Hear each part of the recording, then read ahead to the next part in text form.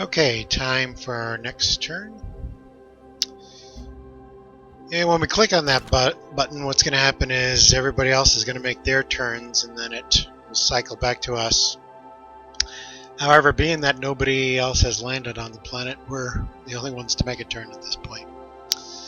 So you'll notice that our Explorer unit is now active and available to move once again. And nothing really happened in between turns there. I would like to, for this turn, I do want to point something quick out, and that is there are some resources to note over other resources. Three resources in particular I want to talk about, and these will be important to how you're going to want to run your game. There's something known as affinities, and in the upper left corner here you'll notice there's three different symbols, and these three different symbols represent the different affinities or different styles of ways that you're going to want to develop your civilization, I guess is a good way to put it. They all involve different gameplay styles, they do involve different units, they do involve different resources. But each of these affinities has their own particular resource that it favors. And you can usually find that out by resting your mouse on the affinity. And you'll notice it talks about the different levels and what bonuses you'll get at different levels. But looking at, for instance, the supremacy one, you'll notice it, if you look at level 6 and level 8, it talks about Firaxite. And Firaxite are these particular icons you can see right here. They kind of look like bloomin' onions from Outback Steakhouse. This is Firaxite, so if you were indeed to start gearing towards the supremacy affinity, you would definitely want to get as much Firaxite in your land areas as you can. Looking at the purity affinity, you'll notice at turn 8 it talks about floatstone. I'm sorry, level 8 talks about floatstone. And floatstone looks like this particular icon right here. Kind of looks like some purplish stones that are levitating over the ground.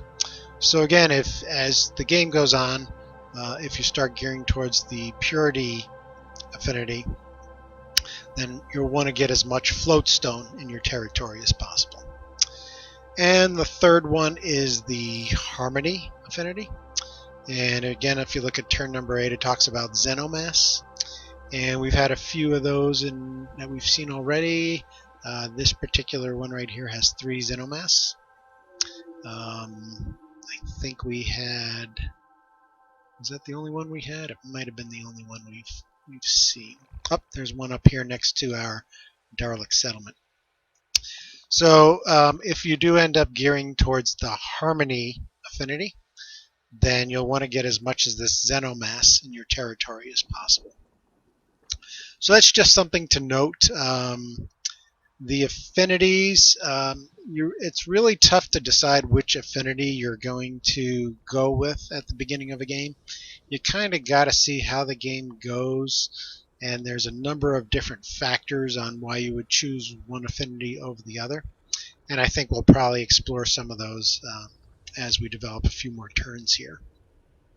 But the only thing to note right now is that those 3 particular resources, the Firaxite and the floatstone and the xenomass, can be more important resources than some of the others, depending on what affinity you end up going with.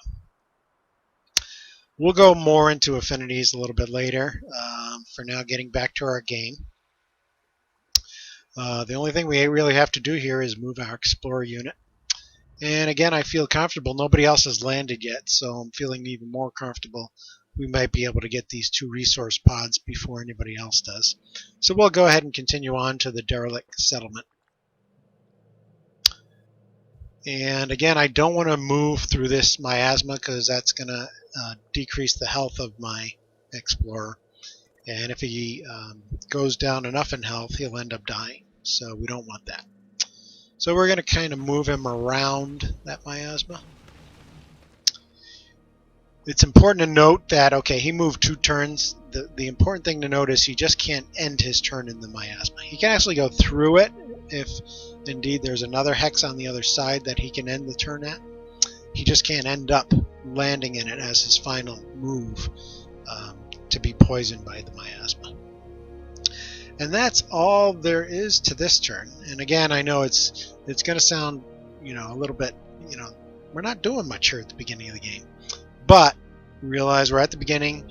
As time goes on, you're going to find turns are taking longer and longer. And towards the end game, you're going to find they take 15, 20 minutes sometimes. So, let's just take a quick look at our city again here. Just some things to note about this city display here. You'll see there's a bunch of numbers and other kinds of things. Let's first look at the one on the right side. And you'll see the number 9 there. That means there's 9 turns until we finish our worker. Remember, we chose the worker as the first thing to build for the city. We already talked about the star and how that represents that this is the capital of your civilization. The numbers to the left side shows your population. So the population here is 2, and it also tells you the number of turns that it's going to go up to 3. Now it's not really 2 people. It's going to be more of a factor of 2. So you can think of it as maybe 2 million people or maybe 200,000 people. Just realize that the important thing is your population is going to grow. That's a good thing, because the more the population grows, the quicker your city will build up and the quicker you're able to produce buildings and units. The third item to look at here is just above the name of the capital, and you'll see the number 31 up there, and that represents the strength that this city has.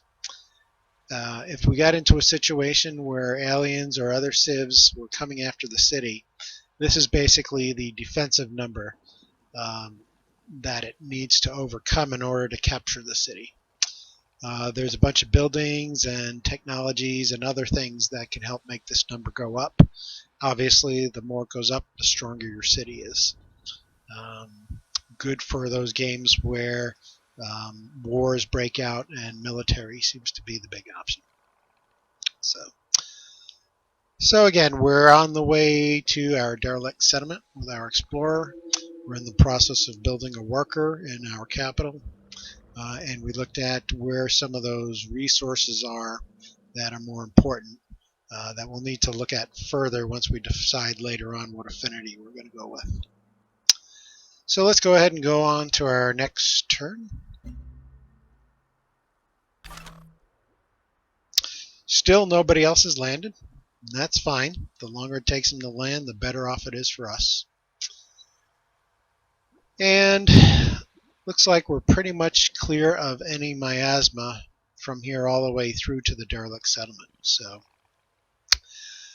realize that, okay, for instance, the explorer here, he can move 2 turns. He can move 2 spaces.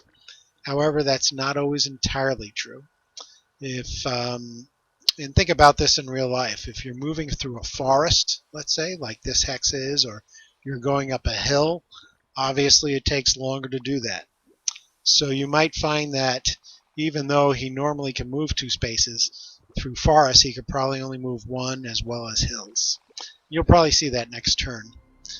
We'll go ahead and move him here for now. And we're ready for our next turn.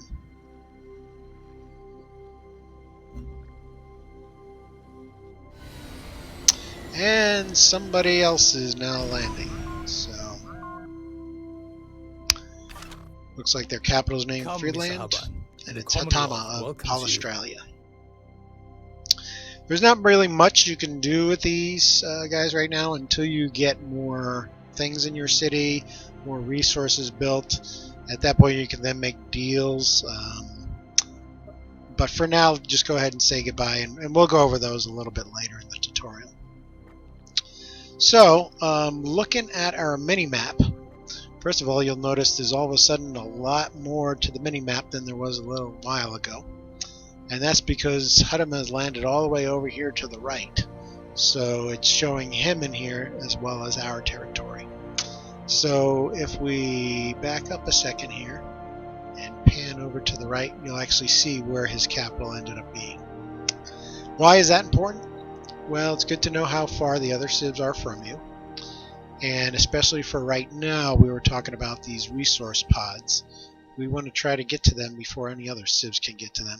So being the fact that he's all the way over here, we should probably still have plenty of time to develop another unit that could go down and get those resource pods for us. For now, we have our explorer still on his way to the derelict settlement.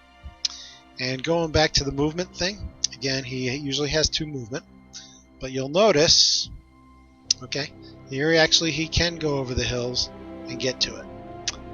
If we try to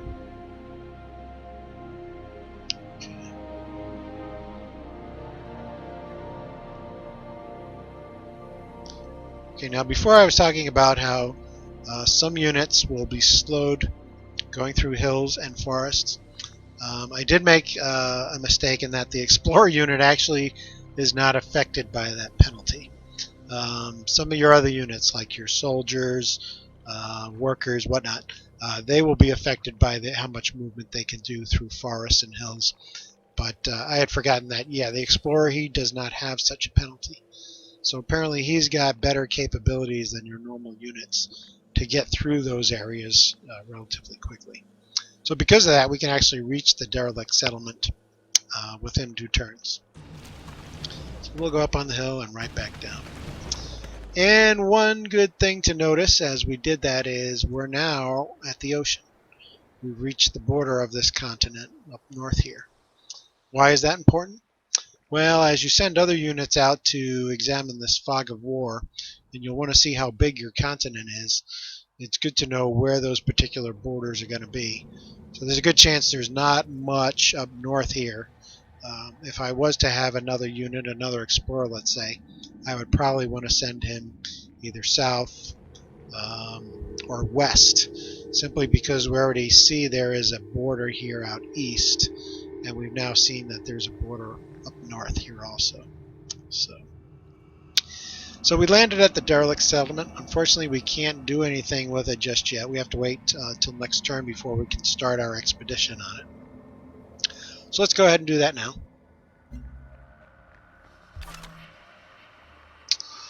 And now we have the ability to start our expedition on it. And just resting our mouse on the action, you'll see that it orders the explorer to excavate this site to search for usable materials.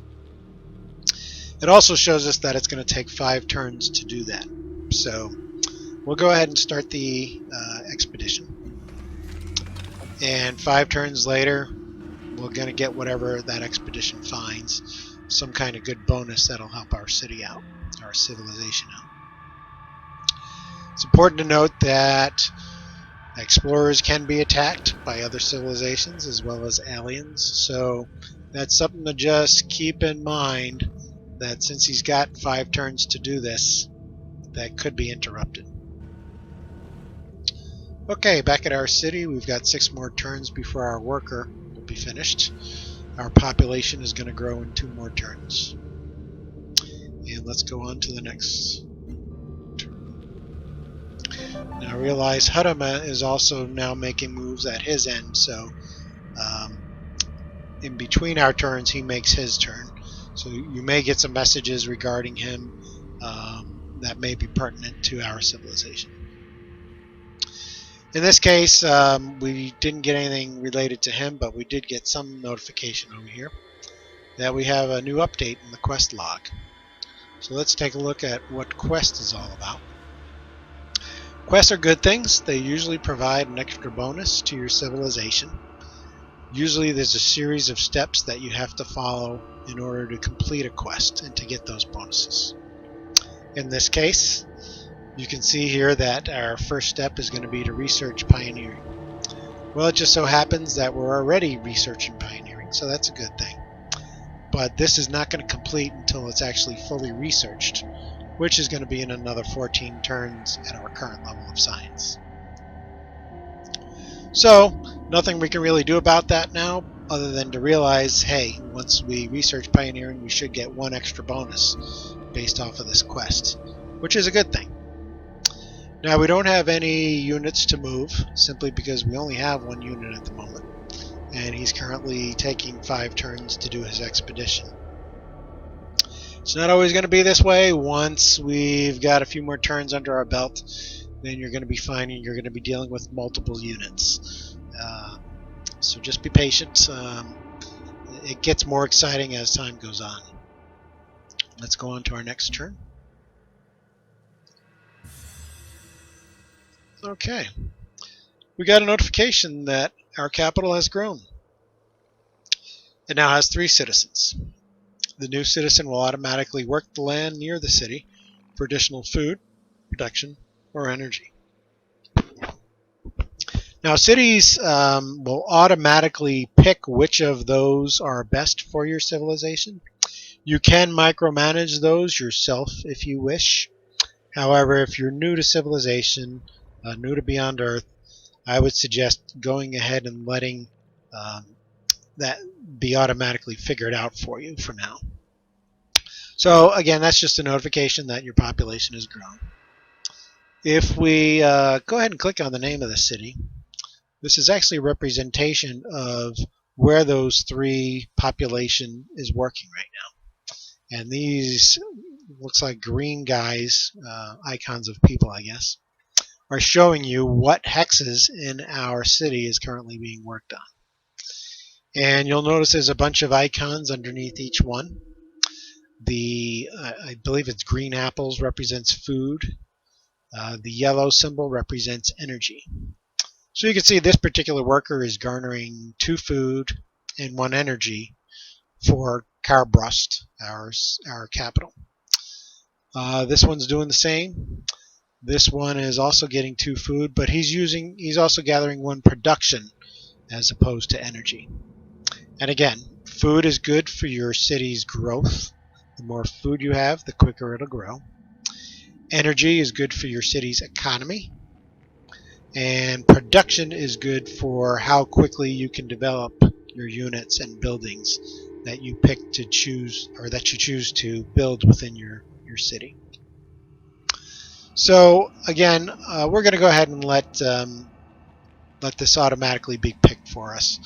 But again, just realize that advanced players, you can actually go in and micromanage this yourself if you feel you needed to do that. Just a quick other thing to note here is if you look over up here in the upper left, it kind of tells you how much this particular city is producing right now. It's producing 4 food, 7 energy, 5 science, 6 production, and 1 culture. Obviously, as time goes on, these numbers will go up. Hopefully. You shouldn't be in a situation where they go negative. If they do, you're going to have problems growing your city and growing your civ as a whole.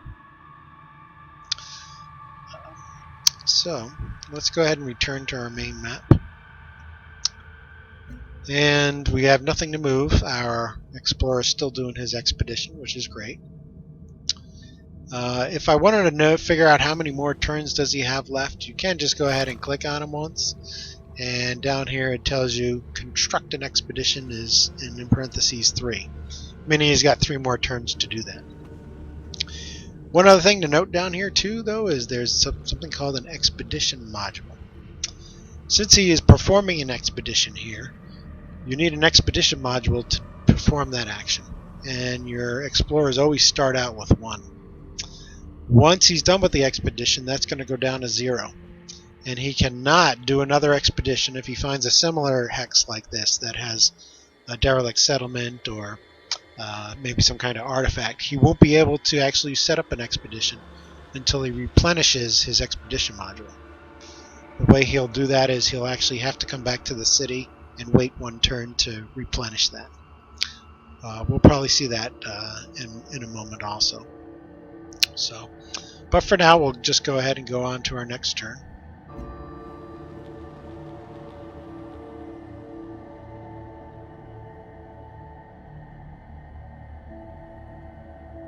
and absolutely nothing happened in between turns on that one. So not much to go over there. We'll just head on to the next turn. And at this point, we've got another civ that's landing. Their capital is named Magan, and it's Samatar Jamabare of the African Union. Again, not much to do with these folks right now, other than to figure out where they are. Looking at the mini-map, this represents our civilization. Here's Hatama, and our Bare is now way southwest of us. So that's a good thing. We probably won't have to worry about him getting those resource pods before we do. Okay, I'm going to go ahead and turn the hexes off for the moment. We'll turn them back on as we need to, just to give it more of a realistic look to this new planet that we're on. Note that we do have 2 more turns before our worker is built. And we should have, I believe, 1 more turn until our expedition is done. So when I click next turn, I'm going to expect that expedition to be done and that we get some kind of bonus from that expedition. So let's see what happens. And sure enough, we do. The expedition thoroughly investigated the derelict settlement. No survivors, but it did find records from the last desperate days of a failed settlement. So we ended up getting 30 points of culture out of developing that or exploring that particular settlement. This next screen is telling us that there is a new station that is discovered, known as Far Base 1.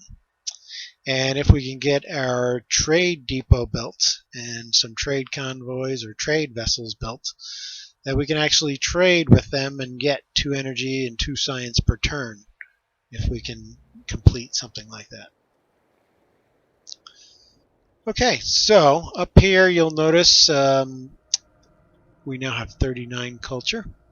We only needed to surpass 15 to get the next virtue, so this is a good time to talk about virtues and what they're all about. You'll notice down here we have the availability to develop a virtue, and when we click on that, this screen pops up. What are virtues? Virtues are even more extra bonuses that we can use to develop our civilization. And just like all the other decisions we have to make throughout Civ, there's not going to be any one right choice here. It's going to be your personal preference based on how you want to develop your Civ. In a nutshell, if you're looking to be militaristic and possibly go after other cities and dominate them, might is probably the virtue tree that you'll want to follow. It'll provide you with extra bonuses for combat, for strength, for your military units. Prosperity is good to focus on growth and expansion. Your cities will grow quicker. You'll be able to produce more colonists, more cities in a shorter amount of time than if you didn't choose this. Knowledge is basically your science and technology tree. If you want to get techs faster than all the other players, knowledge is the tree to follow. And industry will help you with your production and your economy of your civ. If you want to build buildings quicker within your city, or if you want to build a strong economic base with a lot of energy, then industry would be the way to go. So again, there's no right choice here. Because this tutorial, I kind of want to get you exposed to how to grow your civilization. I think I'm going to focus on prosperity first. But again, the other choices are not wrong choices. They're just different choices. So you only get to pick one at this point, and you can only pick one of the 4 at the top here, the ones that are slightly lit more than the others. And so let's go ahead and click the first one that's available to us, and this just confirms your choice. With this particular virtue, we're going to get plus 10% food production after a city grows. So we'll go ahead and say yes to that. And you'll see it lights up even brighter, showing that we now have this particular virtue. So what does that mean? When a city gets to produces a new population, again, food is what's driving how quickly the population increases in the city. But once a city gets to a new level of population, there's some food that's carried over towards the next population to grow within that city. And in this case, we're going to get plus 10% food that's retained in that particular situation. Just know it'll help our cities grow a little bit quicker. And it just so happens that because we had gotten so much culture from that expedition, that we not only got a chance to develop one virtue, but we actually got enough culture points to develop a second virtue. So here we can either choose one of the other three that we were looking at, or because we chose this particular one, we now have two others that are available to us.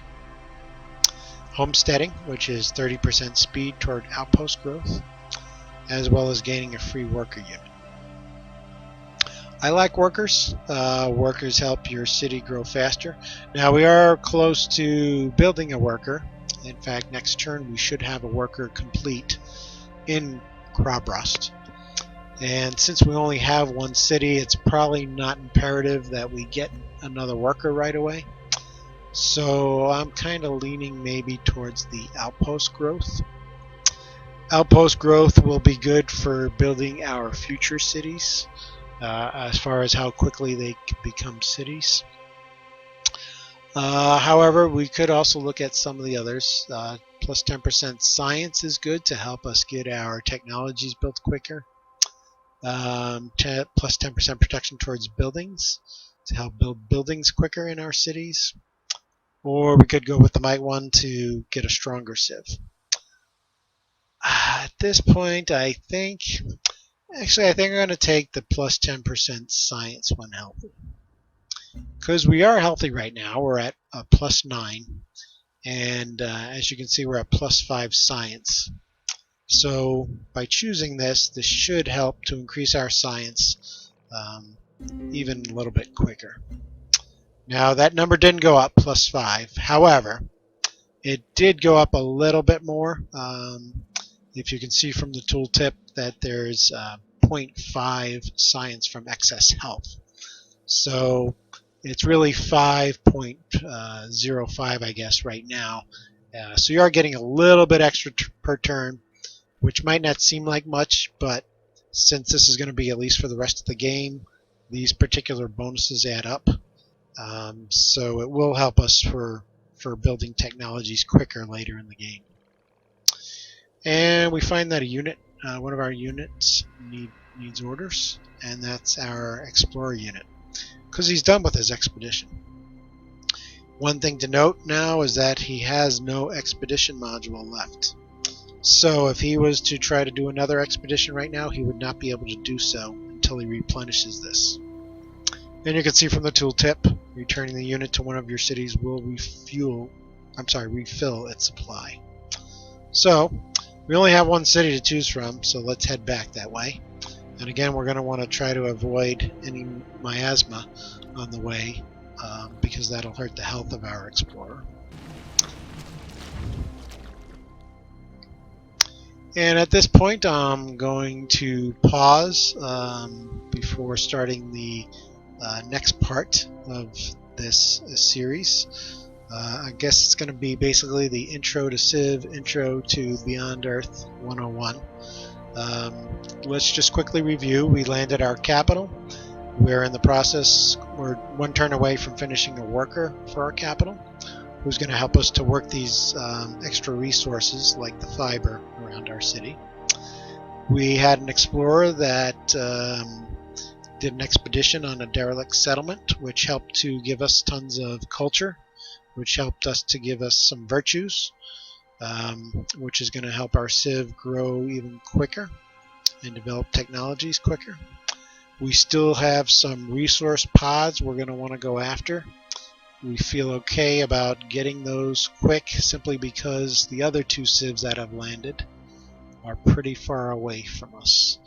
Australia over here, and the African Union is way down here.